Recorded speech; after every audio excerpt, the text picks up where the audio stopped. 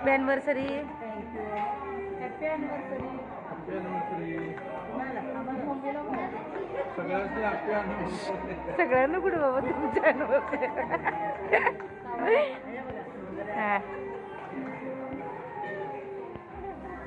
हां. Praise the lord. Happy life with रीतूमध्ये आपल्या सर्वांचं खूप मनापासून स्वागत. कसे आहात तुम्ही सर्वजण? आशा करते तुम्ही सर्वजण छान मस्त मजेत असाल आणि प्रभू येशू ख्रिस्त चरणी हीच प्रार्थना की देव सगळ्यांना आरोग्य देव, आनंदी ठेव, सुखी समाधानी ठेव आणि मनातल्या सगळ्या चांगल्या इच्छा पूर्ण हो. तर आज खूप आनंदाचा दिवस आहे आमच्यासाठी आणि थंबनेल टायटल बघून तुमच्या लक्षात आलंच असणार. तर आज आहे मम्मी पप्पांच्या लग्नाचा वाढदिवस. हा लग्नाचा वाढदिवस खूप स्पेशल आहे आणि कारण पप्पांना परमेश्वराने नवजीवन दिलेलं आहे, तर त्यांच्यासाठी छोटंसं एक सरप्राईज आम्ही प्लॅन करणार आहोत. तर बरेच महिने झाले पप्पांना कुठे घेऊन गेलो नव्हतो, कारण त्यांचं ऑपरेशन, कॅन्सर ट्रीटमेंट आणि हा सगळा जो प्रवास होता हे ऐकायला खूप सोपं वाटत असेल ना, तर म्हणजे ज्यांच्यासोबत हे घडतं त्यांनाच त्या गोष्टींचा म्हणजे चांगला अनुभव असतो.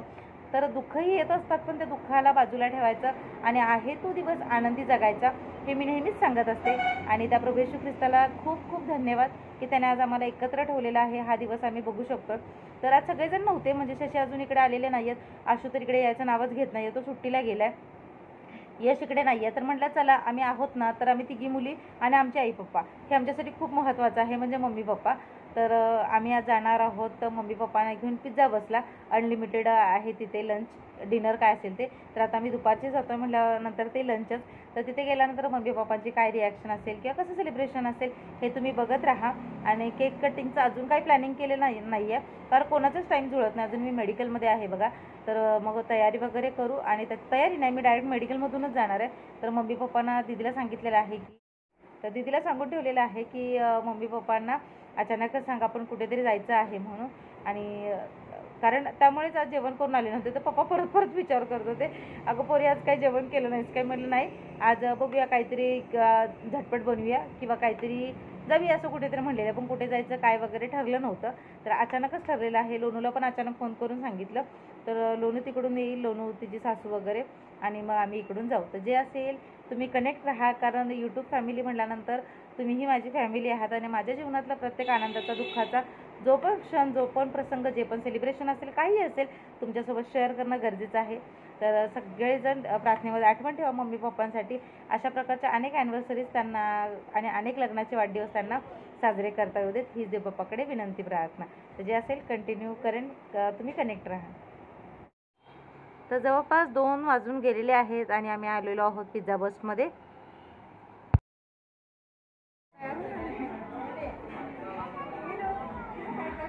पप्पा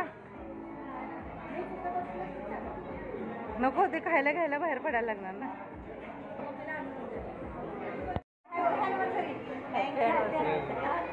दोनू या की इकडे या की.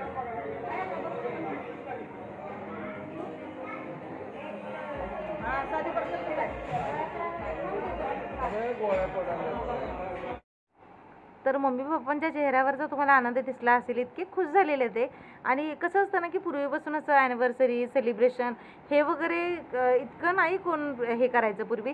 आत्ता आम्ही आपलं आनंदाने त्या सगळ्या गोष्टी करतो, तर त्यांना खूप छान वाटतं आणि आनंदाने सहभागी होतात. मम्मी पप्पांनी आतापर्यंत कोणत्याच गोष्टीमध्ये असं म्हणजे हे करू नका, ते करू नका, असं कधी नाही केलं. तर पप्पा तरी आमचे नेहमी एक्सायटेड असतात आणि तुम्ही बघून म्हणजे असं तुम्हाला वाटणार पण नाही की त्यांचं म्हणजे कॅन्सरचं ऑपरेशन झालेलं आहे. तर आम्ही कधी त्यांना ॲज अ पेशंट म्हणून कधी बघितलंच नाही. तर देवबापाच्या नावाला धन्यवाद की आम्ही सगळेजण छान एकत्र आनंद करतो आहे. तर फॅमिलीसोबत असू दे, फ्रेंड्ससोबत असू दे, किंवा छोटी मोठी पार्टी असू दे, गेट टुगेदर असू दे, बेस्ट ऑप्शन आहे. तर इथे फक्त व्हेज ऑप्शन आहे हा. तर हे जे अनलिमिटेड पिझ्झा बस्ट आहे, टोटली व्हेजिटेरियन आहे, शाकाहारी आहे, त्यामुळे तुम्ही बिंदास इथे येऊ शकता. तर भरपूर इथे व्हरायटीज आहेत, अनलिमिटेड आहे. तर दुपारचं 230 रुपयाला आहे लंच आणि रात्री डिनर 260 रुपयाला आहे. ज्यावेळेस सुरुवातीला आम्ही आलेलो ना, तर दुपारचं जे लंच होतं 180 रुपयांना होतं आणि रात्रीचं जे काय म्हणतात त्याला डिनर आहे 210 रुपयांना होतं. तर 4 वाजल्यापासून पुढे संध्याकाळी ते संध्याकाळचं कन्सिडर होतं आणि त्याच्या आधी मग म्हणजे 230 रुपये आत्ता आहे. तरी पिझ्झाचे अनलिमिटेड व्हरायटीज आहे, म्हणजे 4 ते 5 प्रकारचे पिझ्झे असतात. तुम्ही हवं तितकं घेऊ शकता. फक्त इथे त्यांचं एक आहे की अजिबात अन्न वाया घालवायचं नाही आणि खरंच चांगलं आहे आणि शेअरिंग नाही आहे. तर आपण अनलिमिटेड एकाने घेतलं तर कितीही खा, ते काहीही बोलत नाहीत. तर भरपूर व्हरायटीज असतात. यापूर्वी मी एकदा डिटेलमध्ये व्हिडिओ बघितलेला आहे, नक्की बघा. तर सगळ्यांनी खूप छान एन्जॉय केलं. फक्त आशुला आणि शशीना मी खूप मिस केलं. Happy anniversary. Happy anniversary. Happy anniversary. सगळ्यांनी हॅपी अॅनिव्हर्सरी. सगळ्यांना कुठे बाबा तुमच्या ॲनिव्हर्सरी. हां हां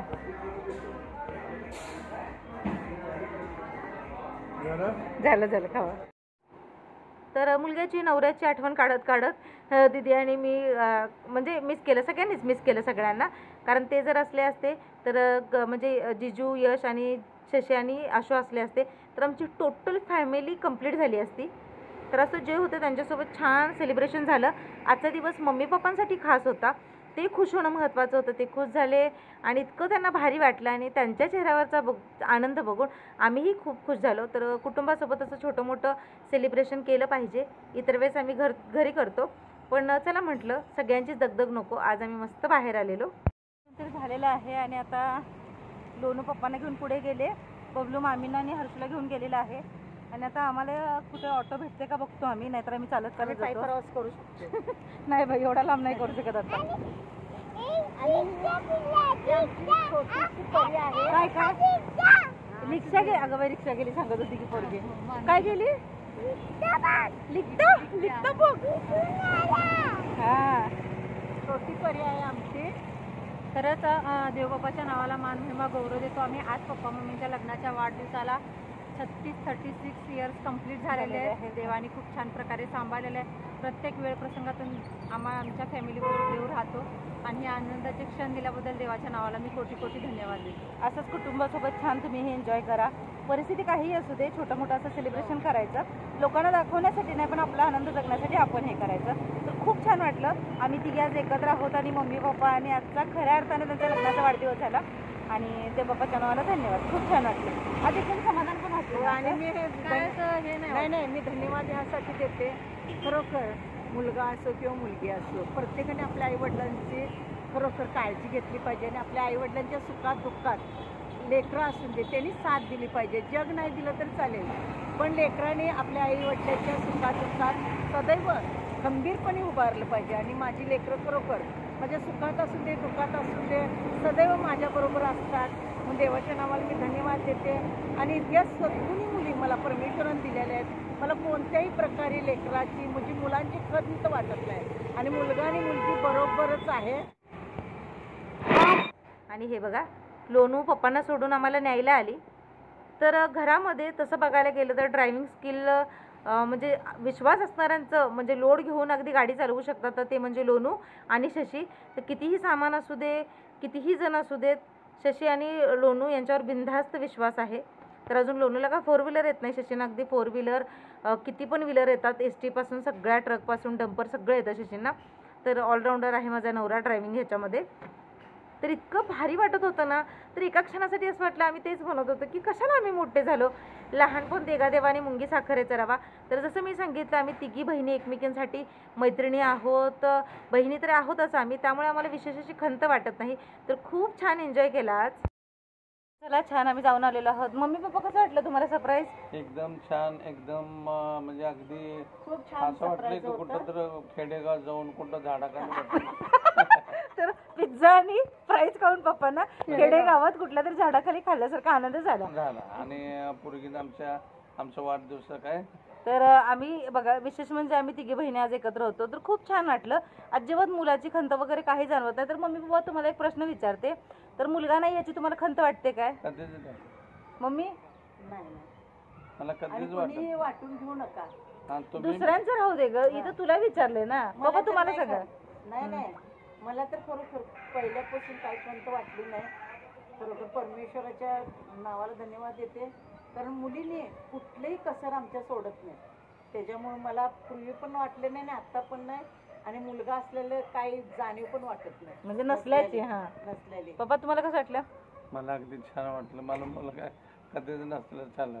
मुली दिल्या प्रभूच्या नावाला कोटी कोटी लाखो लाखो लाखो धन्यवाद. तर लहानपणापासून कधीच ऐकलं नाही नाही, पप्पांच्या कधीच तोंडातून नाही, तरी की कधीच नाही. मुलगा पाहिजे होता वगैरे. नाही. आणि कसं असतं ते आई वडिलांचे संस्कारच असतात ज्या वातावरणात आपण वाढतो ते. आणि देवाच्या नावाला धन्यवाद की देवबापाने आमचं कुटुंब इतकं छान ठेवलेलं आहे.